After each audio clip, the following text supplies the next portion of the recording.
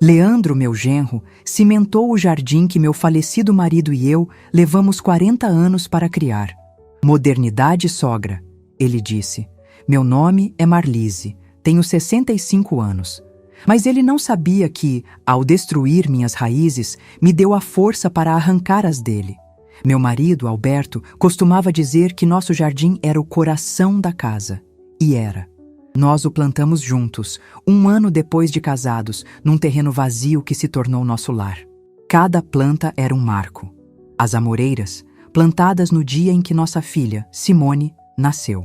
O banco de jacarandá sob o ipê, que Alberto construiu com as próprias mãos no nosso aniversário de 25 anos de casados. E as orquídeas, a paixão dele. Ele as cultivava com um cuidado de pai, catalogando cada uma num caderninho. Quando ele se foi, há 3 anos, cuidar daquele jardim se tornou minha forma de mantê-lo vivo. Era meu refúgio, meu diálogo silencioso com nossas memórias. Simone conheceu Leandro na faculdade. Um homem com pressa. Pressa de enriquecer, pressa de exibir, pressa de parecer o que ainda não era. Quando vieram morar comigo após o casamento com a desculpa de guardar dinheiro, eu senti que o coração da casa começava a bater em outro ritmo. Leandro não via um jardim, via um espaço subutilizado. Nossas memórias eram, para ele, entulho sentimental. A ideia da área gourmet com jacuzzi foi apresentada como um presente para mim. Imagina, Marlise, a senhora não vai mais precisar ter trabalho com esse mato todo. Vamos fazer um espaço moderno, para receber os amigos, valorizar o imóvel. Ele dizia com aquele sorriso de vendedor. Meu filho, este jardim é a minha vida. É a história do seu avô, eu dizia para Simone, buscando nela um eco da menina que colhia amoras no pé. Mãe, o Leandro tem visão de futuro. A gente não pode viver preso ao passado. Ela respondia, já contagiada pela ambição do marido. A destruição foi rápida e brutal. Eu havia viajado para a casa da minha irmã por 3 dias, para ajudá-la num pós-operatório. Leandro aproveitou minha ausência. Quando voltei, o táxi mal conseguiu parar na porta. Havia uma caçamba cheia de terra, galhos e as raízes retorcidas do meu ipê. Uma betoneira bloqueava a entrada. Meu peito se comprimiu até a falta de ar. Desci do carro e entrei. O cheiro de cimento fresco e poeira pairava sobre tudo. Onde antes havia grama, flores e vida, agora havia uma laje de concreto cinza e fria. No centro, a estrutura de alvenaria do que seria a churrasqueira já se erguia. Meu banco de jacarandá estava partido em 2, jogado num canto. As orquídeas de Alberto sumiram. Leandro e Simone vieram me receber na porta, sorrindo. Surpresa! Gostou, sogrinha? Resolvemos acelerar a obra para a senhora não ter que ver a bagunça. Eu não conseguia formular uma frase, apenas apontei, trêmula, para o vazio. As orquídeas! Onde estão as orquídeas do Alberto? Leandro estalou os dedos, como se lembrasse de um detalhe sem importância. Ah, sim, a senhora nem vai acreditar na sorte. Apareceu um colecionador japonês, amigo de um amigo meu. Pagou uma nota preta por elas. Disse que tinham umas espécies raras ali. O dinheiro deu para pagar toda a mão de obra e ainda sobrou uma grana. Seu falecido marido tinha bom gosto, hein? Até depois de morto tá ajudando a família a prosperar. Ele riu. Aquela risada. Foi como se ele tivesse pego uma pá e batido no túmulo do meu marido. Simone, percebendo meu estado de choque, tentou amenizar. Mãe, foi um ótimo negócio. O papai ia querer que a gente usasse o dinheiro para melhorar a casa, para a família. Saiam. A palavra saiu da minha garganta com uma força que eu não sabia que possuía. Saiam da minha frente. Agora! Eles se assustaram. Minha reação não era de choro, era de uma fúria gelada. Fui para o meu quarto, tranquei a porta e me sentei na cama, o corpo rígido como uma estátua. Eu não chorei. As lágrimas eram um luxo que a dor não permitia. Eles haviam cruzado a última fronteira. Não era mais sobre desrespeito ou falta de consideração. Era uma profanação. Eles haviam vendido a alma da minha casa, o legado do meu marido, e transformaram em pó de cimento e dinheiro sujo. Eles me viam como uma peça da mobília, uma velhinha que provia um teto, comida e que logo seria um estorvo. Eles contavam os dias para herdar aquela casa, aquele terreno. Mas eles, em sua ganância cega, cometeram um erro monumental. Eles se esqueceram de quem eu era antes de ser a sogra. Eu e Alberto não viemos de família rica. Trabalhamos como loucos. Ele, como representante comercial. Eu, como gerente de loja. Vivemos uma vida frugal, quase espartana. Enquanto nossos amigos trocavam de carro todo ano, nós mantínhamos o nosso por uma década. Enquanto eles viajavam para o exterior, nós passávamos as férias no nosso jardim. E cada centavo que não gastávamos era investido. Alberto era metódico, estudava o mercado de ações, comprava pequenos imóveis para alugar. Ele me ensinou tudo. Quando ele morreu, ele não me deixou apenas um jardim. Ele me deixou um império silencioso, construído com a sabedoria de quem sabe o verdadeiro valor do dinheiro. Uma fortuna que ninguém, muito menos minha filha e seu marido deslumbrado, jamais sonhou que existia. Naquela noite, enquanto eles dormiam o sono dos vitoriosos no quarto ao lado, eu liguei meu computador. Abri as planilhas, os extratos dos fundos de investimento, os registros dos imóveis. O número final, frio e inegável, brilhou na tela. Era um número que significava poder. O poder de apagar o sorriso do rosto de Leandro para sempre. Eles achavam que tinham cimentado minhas raízes. Pobres tolos. Eles não sabiam que minhas raízes eram feitas de títulos, ações e propriedades. Eles haviam me dado o motivo. Eu, que sempre fui discreta, que sempre evitei o confronto, senti uma clareza cortante. Eles não mereciam morar na casa que Alberto construiu. Eles não mereciam pisar no chão que guardava nossas memórias. O plano nasceu ali, na escuridão do meu quarto, iluminado apenas pela tela do computador. Não seria uma vingança de gritos, seria uma execução. Legal, fria e, acima de tudo, definitiva. Eles queriam modernidade. Eu lhes apresentaria a dura modernidade de um contrato de aluguel que eles não poderiam pagar. Eles queriam espaço. Eu lhes daria todo o espaço do mundo. Fora da minha casa. Fora da minha vida. A primeira ligação que eu faria amanhã não seria para um jardineiro. Seria para o melhor advogado da cidade.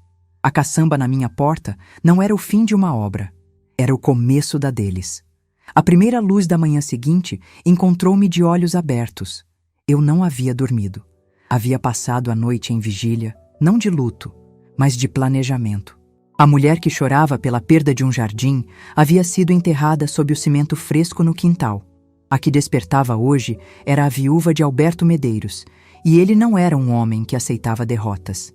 Nem eu aceitaria. Desci para a cozinha no meu horário de sempre. O cheiro de café fresco encheu o ar, uma rotina inabalada num mundo que havia virado de cabeça para baixo. Simone e Leandro desceram logo depois, pisando em ovos. Esperavam encontrar-me de luto, com os olhos inchados. Encontraram-me sentada à mesa, lendo o jornal, com uma xícara de café na mão. "Bom dia, mãe", disse Simone, a voz cautelosa. "A senhora dormiu bem?" "Como uma pedra, minha filha." "E vocês?" perguntei, virando a página do jornal sem olhar para ela. Leandro, percebendo a ausência de lágrimas, interpretou minha calma como resignação. Um erro crasso. Ele relaxou, o alívio estampado em seu rosto. "Bom dia, Marlise. Que bom ver a senhora melhor. Sabia que ia entender. No fundo, foi um bom negócio para todos nós.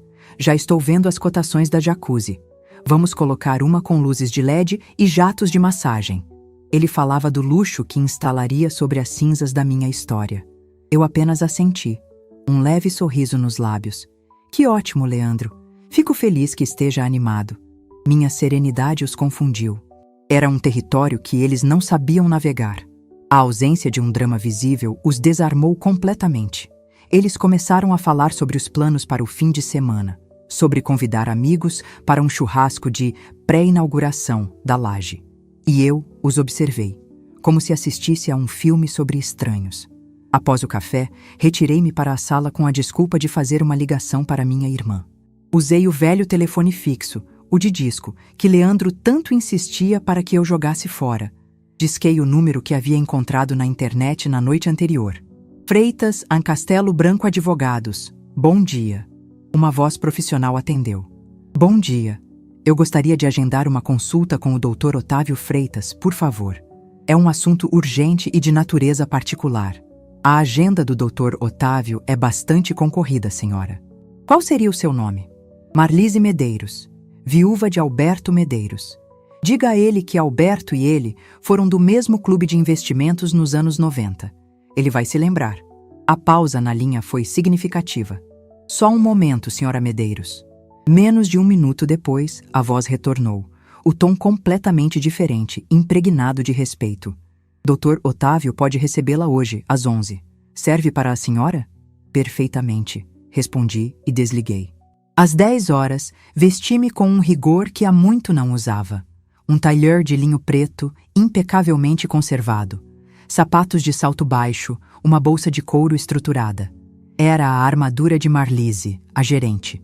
A mulher que comandou equipes de 30 pessoas.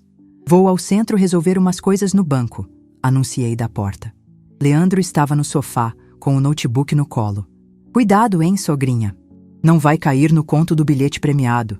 Ele brincou, sem tirar os olhos da tela. Não se preocupe, Leandro. Eu sei reconhecer um mau negócio quando vejo um. O escritório da Freitas em Castelo Branco ocupava o último andar de um dos edifícios mais imponentes da avenida principal. O silêncio, o mármore polido e o cheiro suave de madeira e café transmitiam uma aura de poder discreto. Doutor. Otávio Freitas era um homem de seus 70 anos, com cabelos prateados e olhos de um azul penetrante. Ele se levantou para me cumprimentar, o aperto de mão firme. Marlise. É um prazer revê-la, embora lamente as circunstâncias. Alberto era um homem brilhante, um dos poucos que entendia que paciência é o maior ativo de um investidor. Ele era Otávio. E foi a paciência que ele me ensinou que me traz aqui hoje. Sentamo-nos e eu não perdi tempo com sentimentalismos. De forma clara, objetiva, relatei os eventos dos últimos dias, a destruição premeditada do jardim, a venda das orquídeas, o desrespeito à memória do meu marido e ao meu lar. Coloquei sobre a mesa a escritura da casa, em meu nome e no de Alberto, e, por fim, anunciei meu objetivo. Eu quero a minha casa de volta, Otávio. Quero que minha filha e meu genro desocupem a propriedade. Ele me ouviu sem interromper, os dedos entrelaçados sobre a mesa. Sua expressão era indecifrável. Quando terminei, ele ficou em silêncio por um longo momento. Marlise, legalmente, a situação é clara. Eles residem na sua casa sob um regime que chamamos de comodato verbal.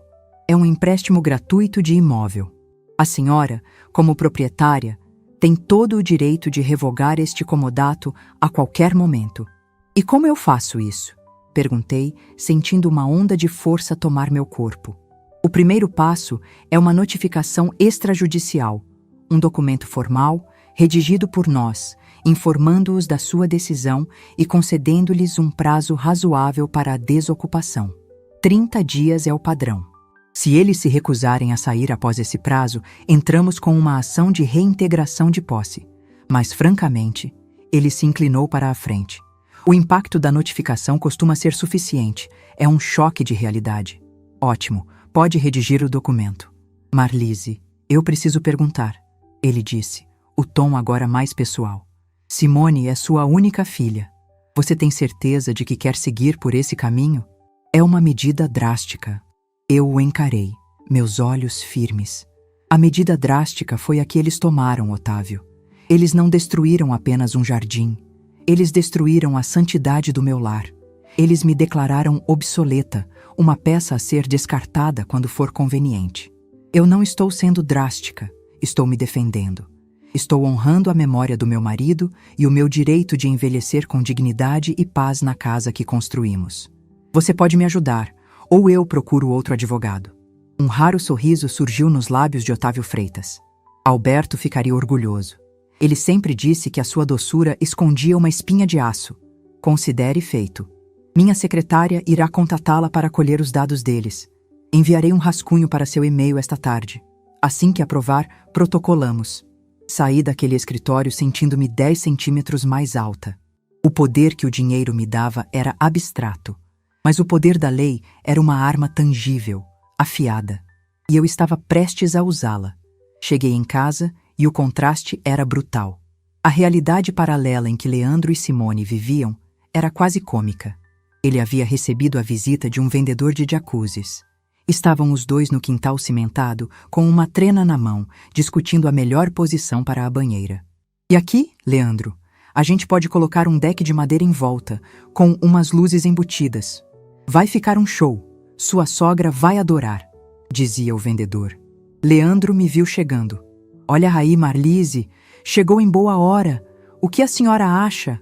A jacuzzi fica melhor aqui, mais perto da churrasqueira, ou mais no canto, para dar mais privacidade? Eu olhei para o espaço vazio. Tanto faz, Leandro. Para mim, não faz a menor diferença. Minha indiferença o desarmou. Ele esperava entusiasmo, ou pelo menos, interesse. Minha total apatia ao projeto que era o centro do seu universo era algo que ele não conseguia processar. Simone estava na sala, navegando em sites de decoração. Mãe, olha esse conjunto de poltronas de fibra. Não ia ficar lindo aqui na área gourmet? É um pouco caro. Mas o Leandro disse que com o dinheiro das orquídeas dá pra gente investir pesado na decoração. Eles falavam de gastar o dinheiro da alma do meu marido em almofadas. Eu apenas olhei para a tela do notebook dela. Bonito.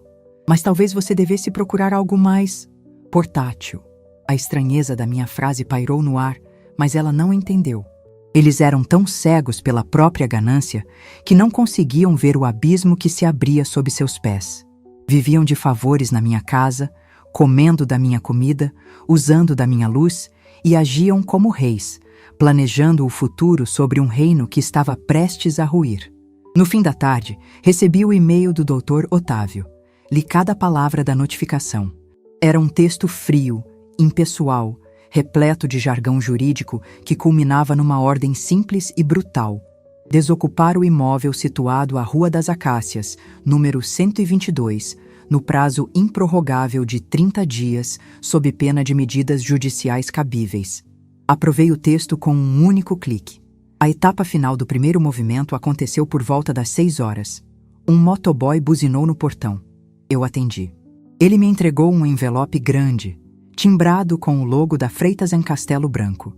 Era a via original da notificação, impressa em papel oficial, assinada por Dr. Otávio, o instrumento da minha libertação. Simone e Leandro estavam na cozinha, preparando o jantar. Entrei em casa, o coração batendo forte, não de medo, mas de adrenalina. Passei pela sala de jantar e, com um gesto deliberado, coloquei o envelope sobre a mesa, em cima do lugar onde Leandro costumava se sentar. Um retângulo branco e solene sobre a madeira escura. Uma declaração de guerra silenciosa. Eu não disse uma palavra. Apenas subi para o meu quarto, fechei a porta e esperei. A bomba relógio estava armada. O poder oculto estava prestes a se revelar. O jantar estava servido. Coloquei as travessas na mesa como fazia todas as noites. Arroz branco, feijão fresco, um bife acebolado e salada. Uma refeição simples, caseira. O último banquete dos condenados, embora eles ainda não soubessem. Sentei-me e comecei a me servir. Simone e Leandro chegaram à mesa, o humor visivelmente mais leve. A minha aparente resignação os havia tranquilizado. Leandro puxou a cadeira com sua habitual fanfarronice.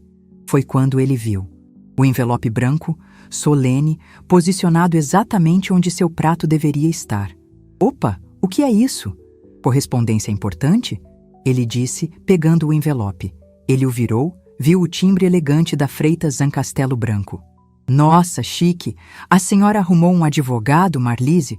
Vai processar a prefeitura por algum buraco na calçada? Ele riu, rasgando o topo do envelope com o dedo. Simone servia seu prato. Deixa a mamãe, Leandro. Ela tem o direito de cuidar das coisas dela. O sorriso de Leandro congelou enquanto seus olhos corriam pelas primeiras linhas. A linguagem era densa, formal. Vi sua testa franzir em confusão, tentando decifrar palavras como comodatária, notificante, prazo improrrogável. E então ele chegou à parte clara, a parte que não deixava dúvidas. Seu rosto perdeu a cor. A transformação foi assustadora. O vermelho da autoconfiança deu lugar a um branco pálido de choque. Depois, a um cinza de pânico. A folha de papel tremia em sua mão. Que palhaçada é essa? Ele gaguejou, a voz irreconhecível. Ele olhou para mim, os olhos esbugalhados. Isso é algum tipo de piada de mau gosto? Simone parou, o garfo a meio caminho da boca. O que foi, amor? O que diz aí? Ele não respondeu. Apenas empurrou o papel pela mesa na direção dela. Simone pegou o documento, a expressão preocupada. Eu continuei a comer meu bife, cortando-o em pedaços pequenos e metódicos. O som do meu garfo contra o prato era o único ruído na sala. A reação de Simone foi diferente. Primeiro, a negação. Ela leu, releu e então soltou uma risada nervosa. Mãe, isso é ridículo. Deve ter algum engano. Por que o seu advogado mandaria uma carta pra gente, mandando a gente sair da nossa própria casa? Eu engoli o pedaço de bife, mastiguei lentamente e então bebi um gole de água. Finalmente, ergui meus olhos e os encarei. Não é um engano, eu disse. A voz nivelada como a superfície de um lago congelado. E não é a casa de vocês. É a minha casa. A realidade daquelas palavras atingiu os dois ao mesmo tempo. A negação de Simone se desfez em pânico.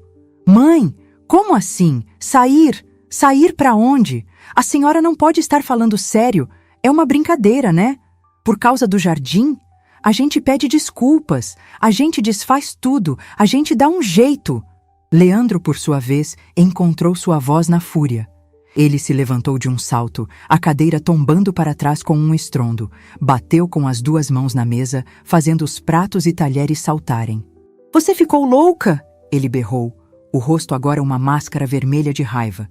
Sua velha ingrata e maluca, depois de tudo o que a gente fez por você. A gente mora aqui, cuida de você, moderniza essa casa caindo aos pedaços, e é assim que você nos agradece, nos expulsando? Eu permaneci sentada, imóvel diante da sua explosão. Deixei que ele gritasse, que esvaziasse seus pulmões. Quando ele parou, ofegante, eu respondi, minha voz ainda mais baixa, forçando-o a se calar para me ouvir. Cuidaram de mim? Ou cuidaram dos seus próprios interesses debaixo do meu teto? Modernizaram a casa? Não, Leandro. Vocês vandalizaram o meu lar, profanaram a memória do meu marido e fizeram isso pelas minhas costas, como ladrões. Simone chorava, um choro desesperado, infantil. Mãe, por favor, pelo amor de Deus. E a memória do papai? Ele não ia querer isso. Ele ia querer ver a família unida. Essa foi a gota d'água. A menção ao nome de Alberto por aquela boca me deu a força final. Eu me levantei, não de forma abrupta como Leandro, mas lentamente, com a dignidade de uma rainha. Não ouse usar o nome do seu pai para justificar sua traição, Simone. A memória do seu pai estava em cada orquídea que seu marido vendeu como se fosse sucata. A memória dele estava no banco de jacarandá que vocês partiram em 2. A memória dele está sendo honrada por mim, neste exato momento, ao expulsar da casa dele quem não a respeita. Isso não vai ficar assim, ameaçou Leandro, apontando um dedo para mim. Nós temos direitos. Você não pode simplesmente nos jogar na rua. Eu não estou jogando vocês na rua. A notificação é clara. Vocês têm 30 dias. São adultos, ambos com emprego. Tenho certeza de que sua visão de futuro inclui um plano B, não é, Leandro? Ou você só era visionário com o meu patrimônio? Cada palavra minha era uma pedra, desconstruindo o castelo de areia da autoimagem dele. Ele era um conquistador, um homem de negócios. E eu o estava reduzindo a um inquilino inadimplente, um parasita. Simone se agarrou ao meu braço, as lágrimas molhando a manga do meu vestido. Mãe, eu sou sua filha, sua única filha. A senhora vai ter coragem de fazer isso comigo? Eu me soltei de seu aperto, não com raiva, mas com uma firmeza cirúrgica. Coragem, Simone? Coragem eu tive para criar você sozinha depois que seu pai morreu. Coragem eu tive para administrar tudo que ele me deixou, para multiplicar nosso patrimônio enquanto você e seu marido achavam que eu vivia de uma pensão miserável. Coragem eu tive para aguentar o desrespeito de vocês por 3 anos. Isso que estou fazendo agora não é coragem, é faxina. Eles ficaram em silêncio, chocados pela dureza das minhas palavras. A velhinha dócil havia desaparecido. Em seu lugar estava uma matriarca de ferro, dona de si e de seu destino. Eles perceberam que a chantagem emocional, a arma que sempre usaram contra mim, havia perdido todo o seu efeito. Então, eles tentaram a última cartada, o falso arrependimento. Marlise, sogra, me desculpe, Leandro começou, a voz subitamente mansa, a fisionomia contrita. Eu errei. Fui um idiota, um imbecil. A gente desfaz a obra. Eu mesmo quebro aquele concreto todo. A gente compra outras orquídeas, o que a senhora quiser. Mas não faz isso com a gente. Com a Simone. Eu o observei. A performance era quase convincente, mas eu conhecia os olhos dele. Eram os olhos de um jogador encurralado, não de um homem arrependido. O tempo para desculpas acabou no momento em que a primeira pá atingiu a terra do meu jardim, Leandro. Vocês não estão arrependidos do que fizeram, estão apavorados com as consequências. Fui até minha bolsa, que estava no aparador. Abria e peguei meu talão de cheques, outro objeto que eles nunca haviam me visto usar. Sentei-me à mesa, no lugar que pertencia a Alberto, e abri o talão. Eu não sou o monstro que vocês pensam que eu sou, eu disse, a caneta deslizando sobre o papel. Sei que a vida custa caro e que vocês não se planejaram para isso. Preenchi a folha, destaquei-a e a empurrei pela mesa na direção deles. R$5.000. É uma ajuda de custo, para a caução de um aluguel e para o frete. É o último centavo que receberão de mim. Usem com inteligência. Leandro olhou para o cheque como se fosse veneno. Aquele pedaço de papel era a humilhação final. Não era um ato de generosidade, era um ato de poder. Eu não estava apenas os expulsando, eu estava lhes dando esmola. Estava liquidando qualquer dívida moral que eles pudessem fantasiar que eu tinha com eles. Eu estava financeiramente e emocionalmente os demitindo da minha vida. Ele não tocou no cheque. Simone soluçava, o rosto entre as mãos. A ficha finalmente havia caído. Não havia mais negociação. Não havia mais volta. O jogo havia acabado. E eles perderam. Levantei-me da mesa. O meu jantar estava intocado, mas eu havia perdido a fome.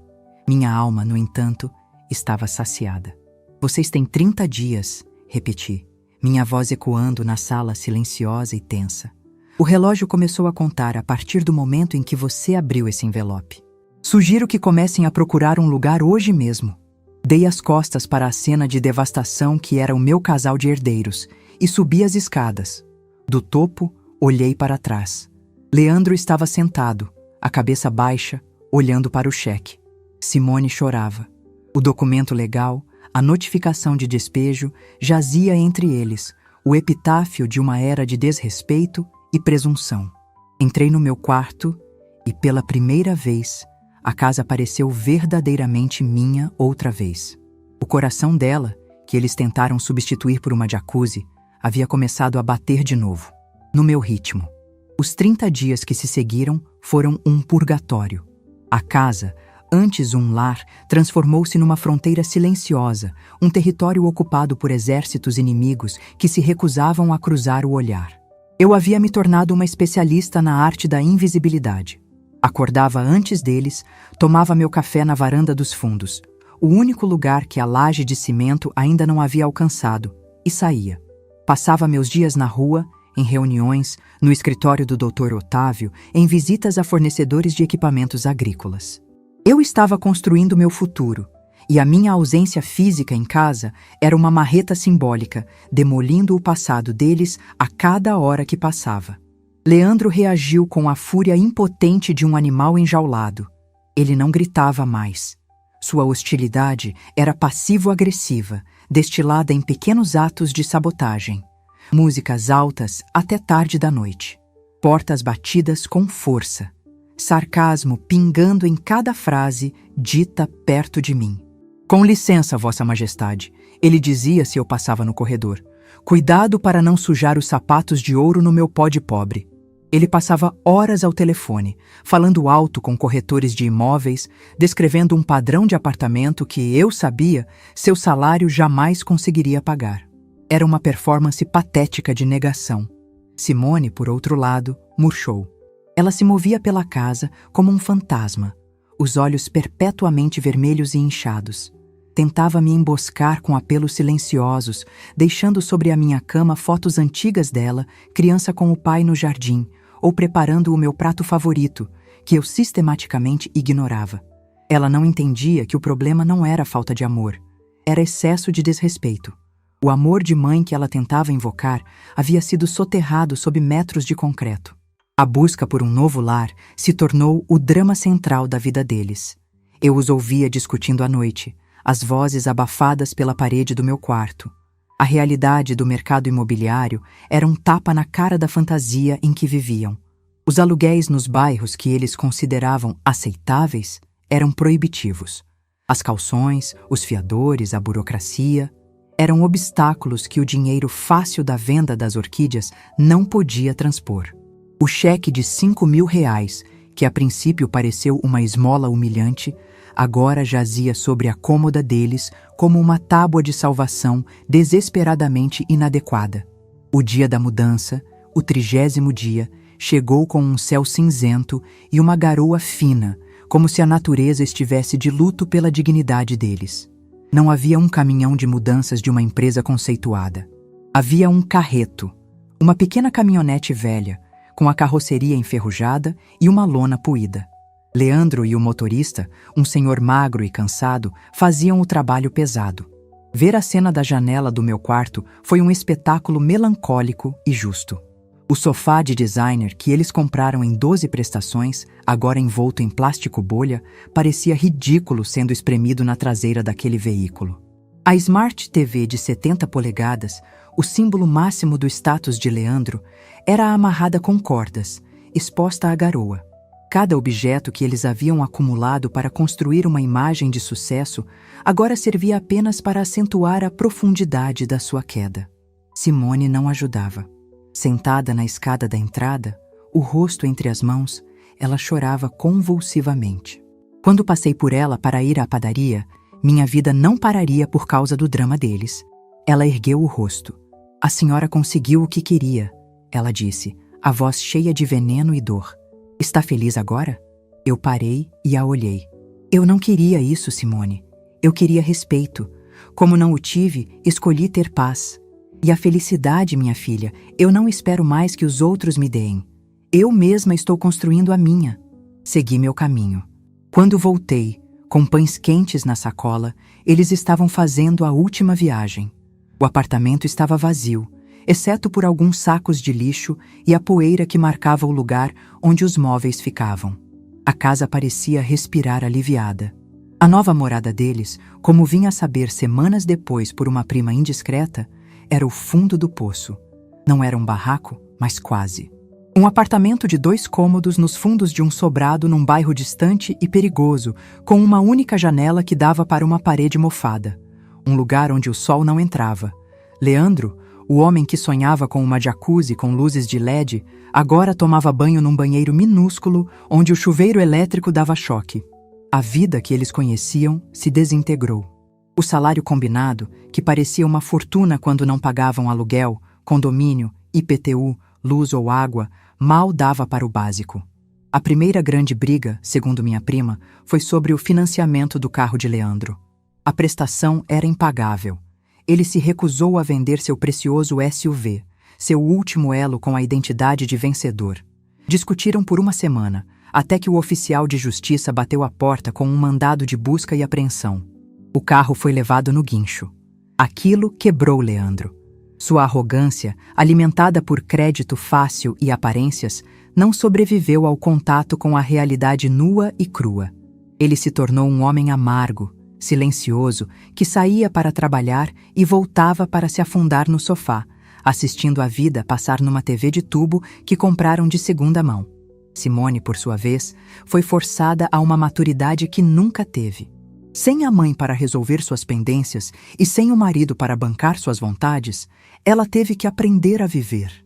Aprendeu a pesquisar preços no supermercado, a andar de ônibus, a consertar a descarga que não parava de vazar.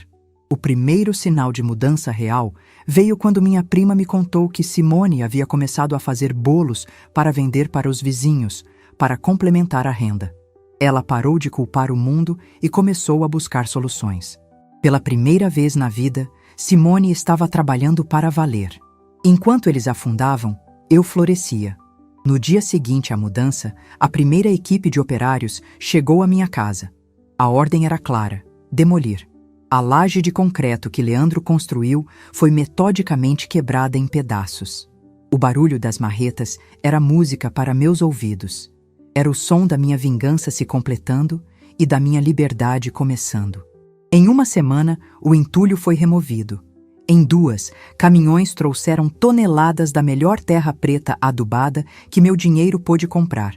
Meu quintal era, novamente, um campo fértil. Mas meu plano era maior. Contratei um escritório de arquitetura renomado, especializado em projetos sustentáveis. Apresentei minha ideia: transformar todo o terreno dos fundos numa estufa de vidro e aço, um laboratório de agricultura urbana. Um sistema de hidroponia vertical de última geração. Quero criar uma cooperativa, expliquei à jovem arquiteta. Um negócio social. Vamos contratar mulheres da comunidade, ensiná-las a cultivar hortaliças hidropônicas de alta qualidade, sem agrotóxicos, e fornecer para os melhores restaurantes e mercados da cidade. O lucro será dividido entre todas. Quero que o nome seja Raízes. A arquiteta me olhava com admiração. Dona Marlise, este é um dos projetos mais incríveis que já vi. O capítulo terminou comigo semanas depois, em pé no meio do meu quintal. A terraplenagem estava pronta. As fundações da estufa começavam a ser cavadas. O sol da tarde batia no meu rosto. A casa estava silenciosa, em paz. O cheiro era de terra molhada, de promessa, de recomeço. Eu não sentia alegria pela desgraça da minha filha.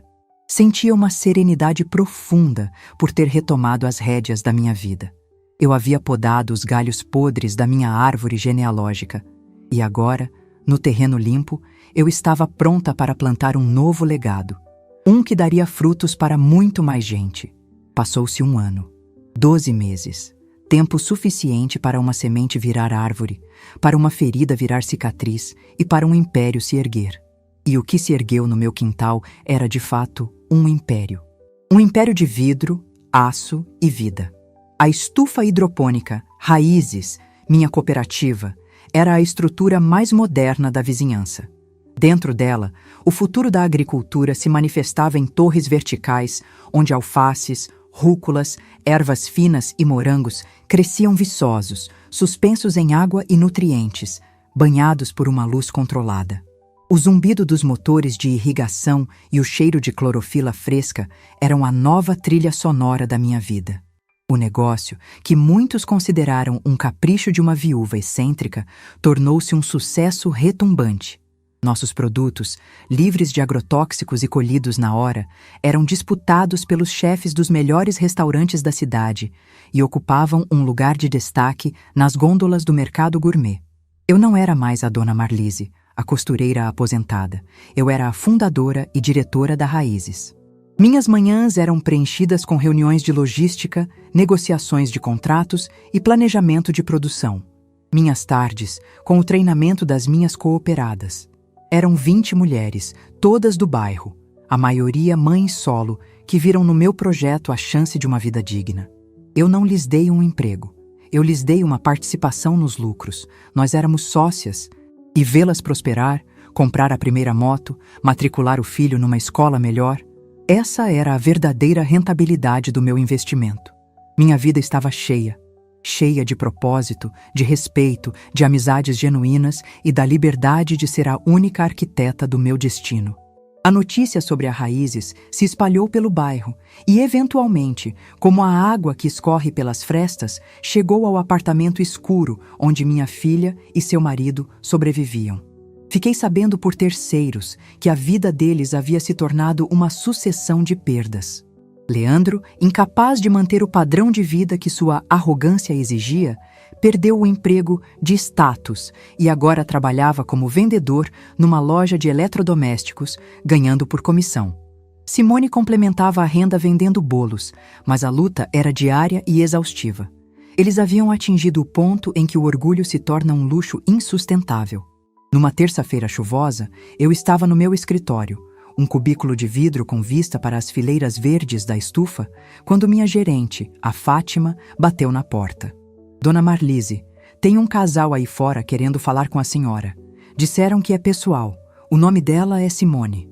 Meu coração não disparou. Não senti raiva, nem alegria. Senti apenas o peso inevitável da conclusão de um ciclo. Pode mandá-los entrar, Fátima. Eles entraram encolhidos, pingando água da chuva no piso impecavelmente limpo. A mudança em um ano era chocante. Estavam mais magros, com olheiras profundas. As roupas, embora limpas, eram gastas. A aura de sucesso e autoconfiança havia se evaporado, substituída por um véu opaco de derrota. Leandro não conseguia me encarar. Manteve os olhos fixos no chão, as mãos nos bolsos, a postura de um homem que se desculpava pela própria existência. Simone foi quem falou. A voz baixa, trêmula, desprovida de qualquer vestígio da antiga presunção.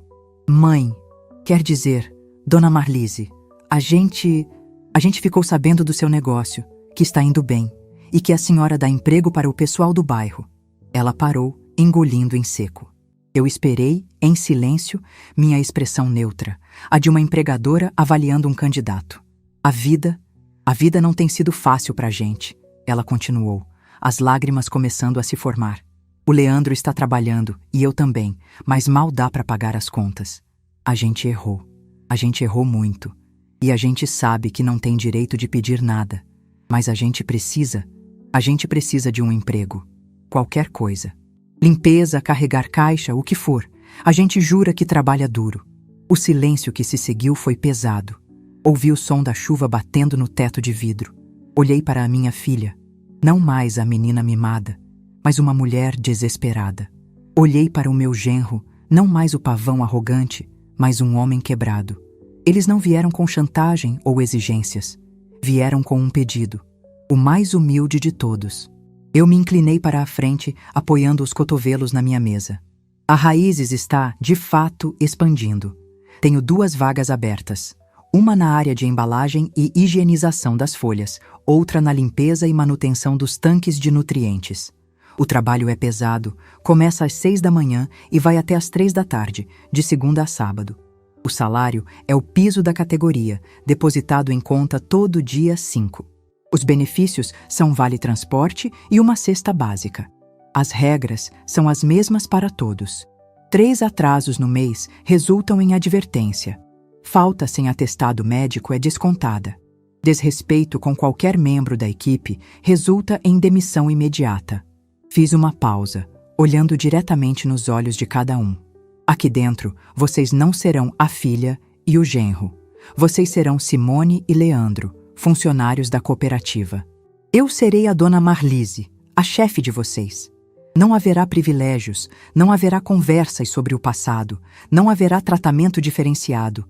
Vocês serão um número na folha de pagamento, como todos os outros, e terão que conquistar o respeito da equipe através do suor, não do sobrenome. A vaga é de vocês, se aceitarem essas condições. Simone começou a chorar, desta vez de alívio. Ela assentiu, incapaz de falar. Eu olhei para Leandro, esperando sua resposta. Ele finalmente ergueu a cabeça. Seus olhos estavam vermelhos. A gente aceita, Dona Marlise. E... obrigado, ele disse, a voz rouca. Não me agradeçam ainda. Comecem na segunda-feira, às 6 em ponto. Fátima, a gerente, vai orientá-los. Eles começaram na segunda. E foi brutalmente difícil para eles. Leandro, o homem que usava relógios caros, passou seus dias de luvas, esfregando tanques e carregando caixas pesadas. Simone, que reclamava das unhas, passava horas com as mãos na água gelada, lavando e embalando alfaces.